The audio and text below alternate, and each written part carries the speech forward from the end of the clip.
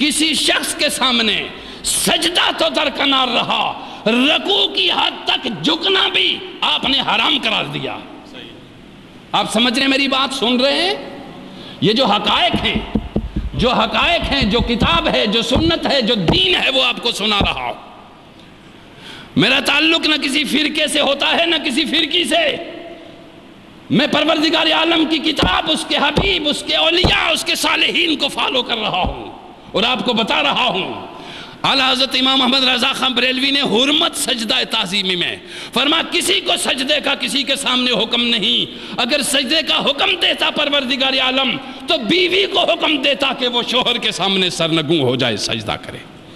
آپ نے دیکھا رکوع کی حد تک کسی کے سامنے جھکنا بھی اعلیٰ حضرت فاضل بریلوی رحمت اللہ علیہ نے کیا قرار دیا ہے؟ حرام۔ تو گویا پشت بھی مت جھکاؤ کسی کے سامنے۔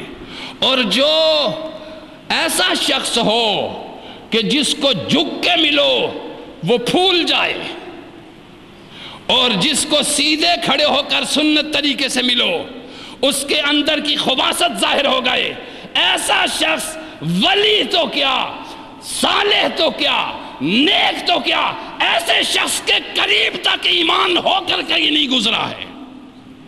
چونکہ میرے نبی کی بات یہ ہے، میرے نبی ارشاد فرماتے ہیں، حضور جب تشریف لاتے مجلس کے اندر لوگ کھڑے ہو جاتے، اور کھڑے ہونے کے ساتھ حضور علیہ السلام نے فرمایا یہ کیا اجمیوں کا طریقہ تم نے اپنا رکھا ہے، میں جب آؤں تو مت کوئی کھڑا ہوا کرے، بیٹھے رہو۔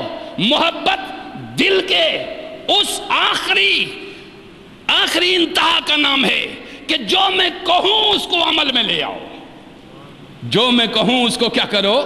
اب سنو، فرمایا بنی اسرائیل سے ہم نے یہ وعدہ لیا لا تعبدون الا اللہ، اللہ کے سوا کسی کی عبادت نہیں کرنی۔ نمبر 2 دوسرا ضابطہ دیا وَبِالْوَالِدَيْنِ اِحْسَانًا، اور ماں باپ کے ساتھ حسن سلوک سے پیش آؤ۔ یہ کس کا فرمان ہے؟ اللہ کا۔ کس کا فرمان ہے یہ؟ اللہ کا۔ کس کی زبان سے یہ ادا ہوا؟ نبی محمد مصطفیٰ سے۔ لے کے اس میسج کو کون آیا؟ جبریل امین، اللہ کا کلام جبریل لے کے آئے، نبی کے دل میں اترا، آپ کی زبان سے نکلا۔ یہ حکم ہمارے لیے ماننا ضروری ہے کہ نہیں؟ ضروری ہے کہ نہیں؟ وَبِالْوَالِدَيْنِ احسانًا، ماں باپ کے ساتھ حسن سلوک سے پیش آؤ۔ کیا ہم اس کو مانتے ہیں؟ نہیں۔ اگر اس کو ہم مانیں تو دعاؤں کے ڈھیر لگ جائیں تمہارے اندر، گھر سر سبز ہو جائیں تمہارے، رحمت کی بارشیں تمہارے دلوں پہ بھی نازل ہونا شروع ہو جائیں، رزق تمہارے لیے اتنا وسیع ہو جائے کہ تم بھوکے مرنے کی بجائے دوسروں کو کھلاؤ تو وہ ختم نہ ہو سکے۔ چونکہ یہ تینوں وعدے پروردگار عالم نے کیے۔ وَبِالْوَالِدَيْنِ احسانًا، ماں باپ کے ساتھ حسن سلوک سے پیش آؤ، یہ اللہ کا حکم ہے، مگر ہم اس کو ماننے پہ ترجیح نہیں دیتے۔ لہذا جو نہیں دیتے وہ یقین کر لیں کہ ہر عمل کا ایک رد عمل ہوتا ہے، ہر عمل کا ایک رد عمل ہوتا ہے۔ جیسا تو ماں باپ کے ساتھ کرے گا، تیرے بڑھاپے میں تیرے بچے بھی تیرے ساتھ ویسا ہی کریں گے۔ یہ لکھ کے رکھ دو گھر کے اندر کہ جیسا ماں باپ کے ساتھ کرو گے ویسا ہی سلوک ہوگا۔ اور اگر تم نہیں چاہتے ایسا آج تو اپنے ماں باپ کی خدمت میں لگ جاؤ۔ اور قرآن مقدس نے ارشاد فرمایا، پہلی بات فی وَبِالْوَالِدَيْنِ احسانًا، پھر فرمایا وَذِي الْقُرْبَى، بلڈ ریلیشن، ان کے ساتھ بھی حسن سلوک سے پیش آؤ۔ وَالْيَتَامَى، اور یتیموں کے ساتھ بھی حسن سلوک سے پیش آؤ۔ وَالْمَسَاكِينَ، اور مساکین کے ساتھ بھی نیک سلوک کرنا۔ اور یہ دیکھیے 1 2 3 4 چیزیں، ماں باپ، ذوی القربہ، یتامہ، مساکین۔ یہ کہنے کے بعد پروردگار نفسیات کو سمجھتا تھا، وہ ہماری بول اور بات کی ٹیوننگ سے اندازہ لگا لیتا ہے، دل کے اندر کی بات سے بھی جان لیتا ہے۔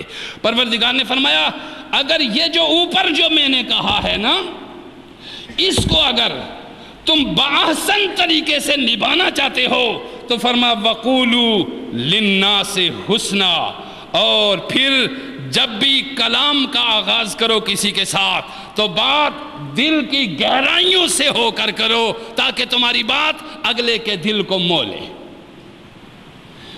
یہ کیا ہم کرتے ہیں؟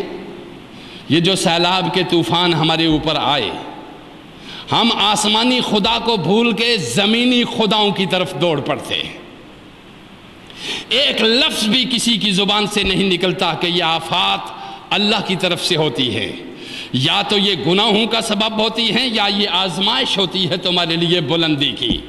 اگر یہ گناہوں کا سبب ہے تو اس پہ توبہ لازم ہے کہ قتل عام، بلڈ شیڈ، ہر گلی میں، ہر چوراہے میں، ہر چوک میں، ہر جگہ پہ خون بہہ رہا ہے، تم خود بھی ایک دوسرے کے دشمن بن گئے ہو تو خدا کو ناہنجار لوگوں کے دشمنی کرنے سے کیا؟ توجہ دیجئے، پروردگار عالم کی دشمنی مول نہ لی جائے۔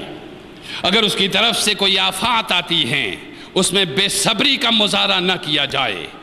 ہر طرف سے انگلیاں اٹھتی ہیں، ہر کوئی چلا رہا ہے، پورا کروڑوں کی آبادی، کروڑوں کا پاکستان، یہ کوئی چھوٹا ملک نہیں ہے، یہ کوئی کم آبادی نہیں ہے کہ یہاں اس قدر اتنی آسائش مہیا کر دی جا سکے، یہاں پہ اتنی کوئی وسعت نہیں ہے۔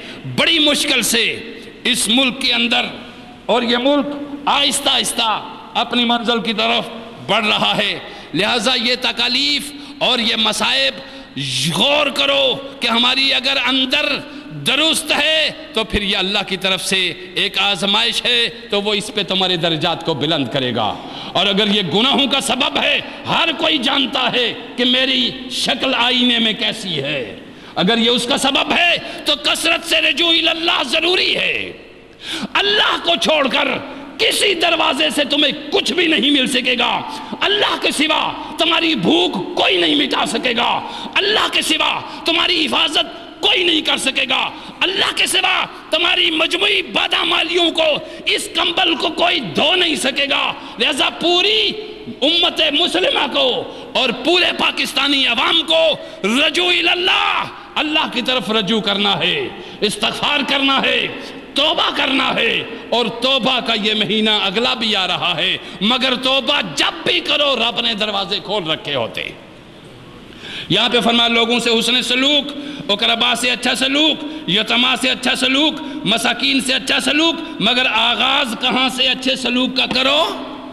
بالوالدین، اچھے سلوک کا آغاز والدین سے کرو۔ یہ نہیں کہ اگلے محلے والے تو تیرے حسن خلق کے چرچے کر رہے ہوں مگر گھر میں تیرا حسن خلق آگ لگا رہا ہو۔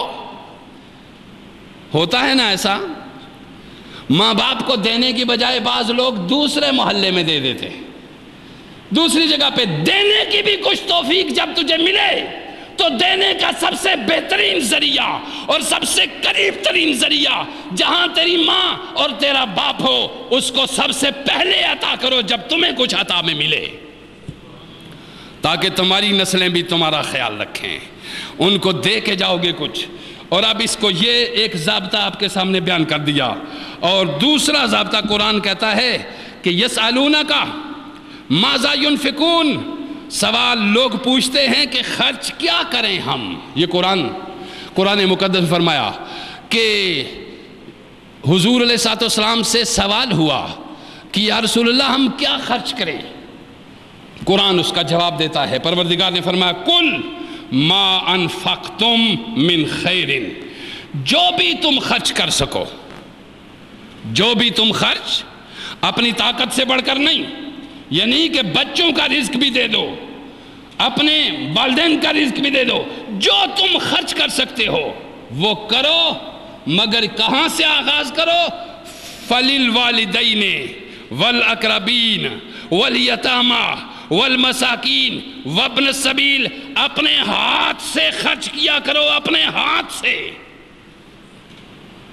ہم دوسروں کے ذمے لگا لیتے ہیں